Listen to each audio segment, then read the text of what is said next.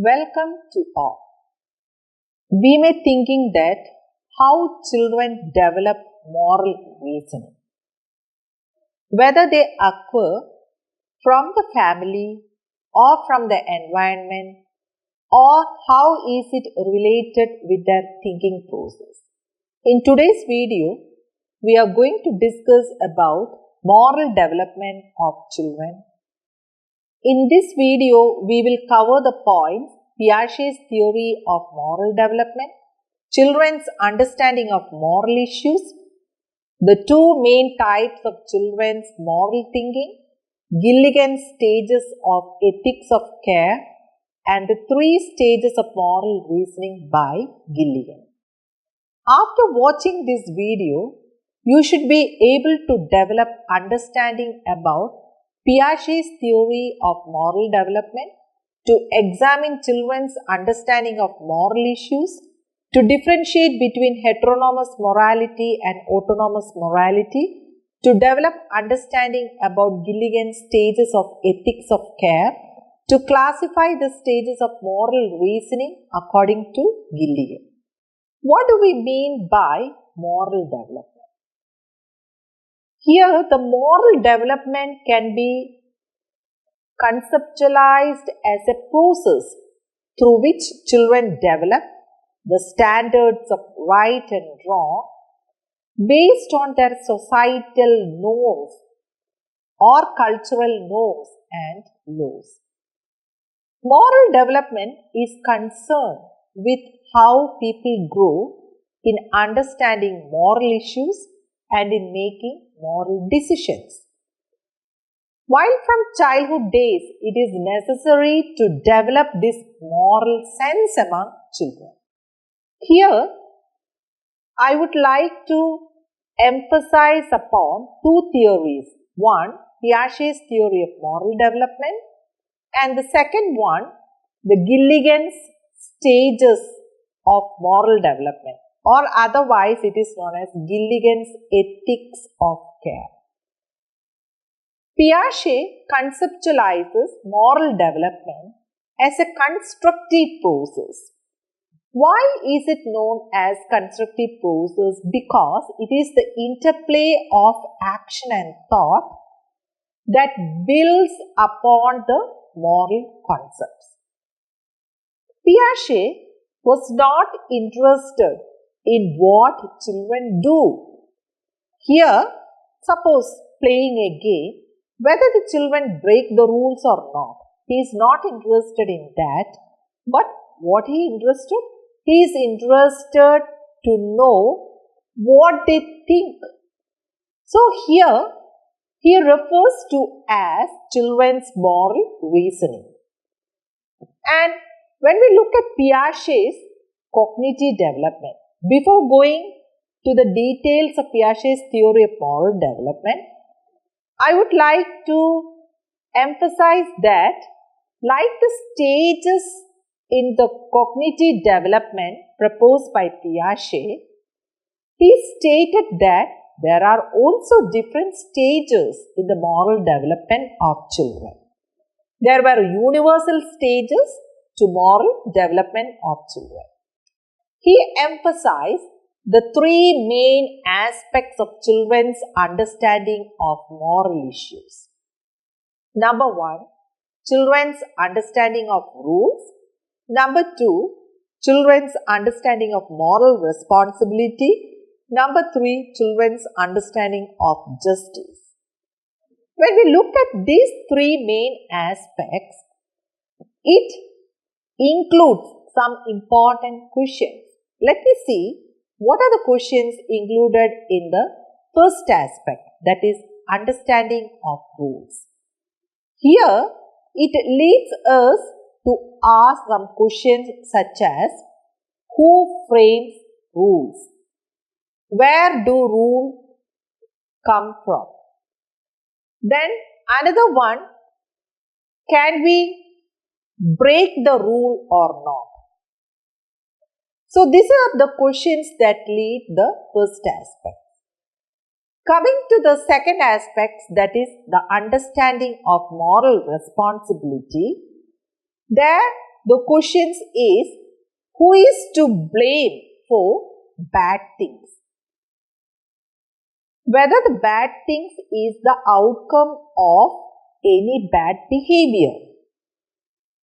And then the last question is there exist any difference between accidental and deliberate wrongdoing? So these are the three questions. Coming to the last aspect, that is understanding of justice, there also includes some questions such as, should the punishment fit the crime? Or we can state it as, whether the guilty person got the correct punishment. And the next one, are the guilty always punished or are they set free? So these are the questions coming in the mind of anybody who goes through these three aspects. Piaget also stated that there are two main types of moral thinking that took place among children, and he classified it as heteronomous morality and autonomous morality. Heteronomous morality is otherwise known as moral realism, and autonomous morality is otherwise known as moral relativism. Let me have a short elaboration on heteronomous morality. It took place when children entered the age 5 to 9 years. Here we can see some of the characteristics such as morality is imposed from outside. So who is imposing? The adults. Who are the adults? The parents, the societal laws, the teachers. So it is imposed from outside. And children regard morality as obeying other people's rules and laws which are unchangeable. They think that the rules and rules cannot be changed. It is fixed. Nobody can change the rule. All rules are framed by some authority figure. So nobody can question the rules. Nobody can change the rules. These are the thinking pattern of children. Breaking rules lead to severe punishment. So here we can see the concept of immanent justice. What do we mean by immanent justice? Immanent justice means if the punishment automatically follows the bad behavior, that is known as immanent justice. Again, when we look at the heteronomous morality, we can see that children tend to judge naughtiness in terms of the severity of the consequence rather than in terms of motive. If some person did any naughty thing or any bad thing, it is not seen in terms of motive but in terms of consequence. This is what Piaget called as moral realism. And when we look at children, we know that they saw the function of punishment as make the guilty suffer. Piaget called these as retributive justice or expiatory punishment. Why it is known as expiatory punishment? Because punishment is seen as an act of retribution or revenge. The children who did wrong thing, they will get punishment according to their bad behavior. The second one, that is the autonomous morality. And here, this autonomous morality, it took place between 9 to 10 years. Here, the morality is based on your own rules. Children recognize there is no absolute right or wrong and that morality depends on intentions, not consequences. And children consider moral rules from others' point of view. Children now understand that rules do not come from divine source as they think in the heteronomous morality. They think that it is coming from the authority figure who we cannot question. But here they come to understand that it is not from divine source. People make rules and people can change rules. On the basis of blame and moral responsibility, children never consider consequences but takes into account the motives behind the act. So that is very much important. What is the motive behind such type of bad action or any action which is not acceptable in society?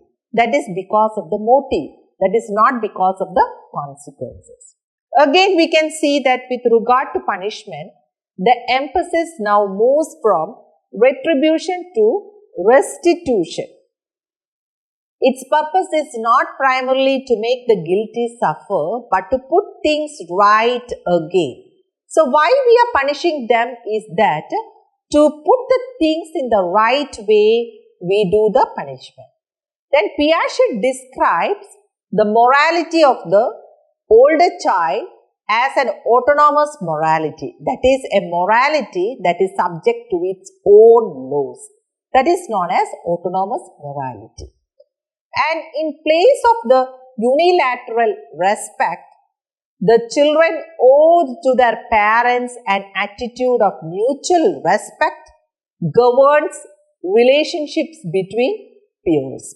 So here, in the heteronomous morality, what type of respect children are getting? That is only a unilateral respect. Because they obey parents as otherwise they would get punishment. That's why they obey parents. But in the case of this mutual respect, they are obeying parents out of love. Next, we are going to discuss about Gilligan's stages of ethics of care. Carol Gilligan has proposed a different sequence of moral development, and that is in the form of ethics of care. She debated that Kohlberg's theory of stages are biased in favor of males, and it is framed in a male-dominant society. It do not represent the way moral reasoning develops in women because he conducted a longitudinal study of men only. According to Gilligan, women are likely to think of right and wrong in terms of care and relationship, whereas men tend to think in terms of rules and justice. So always that caring and relationship are the prime importance for women, whereas rules and justice are prime importance for men. When we look at the Gilligan's ethics of care, there are 3 stages of moral reasoning. They can be classified as pre-conventional morality, conventional morality, and post-conventional morality. What does this stage 1 includes? Here, in the pre-conventional morality, we can see that the goal of this stage is individual survival.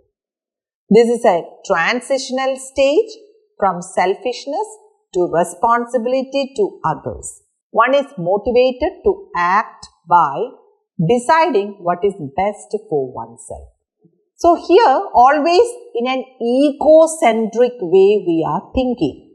The egocentrism is always dominating oneself. So based on one's own satisfaction, they will frame the moral rules. Coming to the second stage, that is conventional morality, this stage says that self-sacrifice is goodness. We have to live for others. And this stage, transition is from goodness to the truth of the situation. One is motivated to perform actions which are based on what will care for and benefit others. We are working for others' benefit. So, some kind of selfless service is coming here. That is the second stage, conventional morality. So, we have seen in the pre-conventional morality, always the egocentrism is dominating, whereas in the conventional morality, we are thinking in terms of others' perspective and for the well-being of others. Coming to the third stage, that is termed as post-conventional morality, this stage favors the principle of non-violence. It proposes not to hurt others or the self. That hurting oneself, that is wrong. If we get anything wrong, that doesn't mean that we have to hurt oneself or hurt others. One learns that it is just as wrong to ignore one's own interest as it is to ignore the interest of others. So if we are not doing our own duties or not satisfying our own demands, that is wrong. If we are not satisfying others' demands also, that is wrong. So this is the level at the third stage. One comes to understand that a relation involves two people, and if either one is offended, it troubles the relationship. So here we can see that what is important in one's life. Suppose we are taking some kind of action, we have to think whether that consequence will affect oneself or whether it affects others. If it affects oneself and others, we have to modify the act. So this is about Gilligan's ethics of care.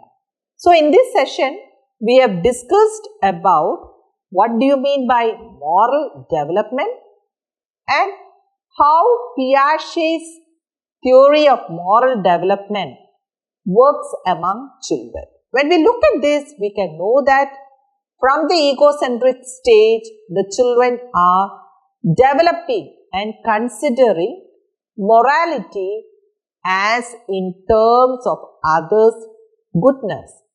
And lastly, we have discussed the Gilligan's ethics of care.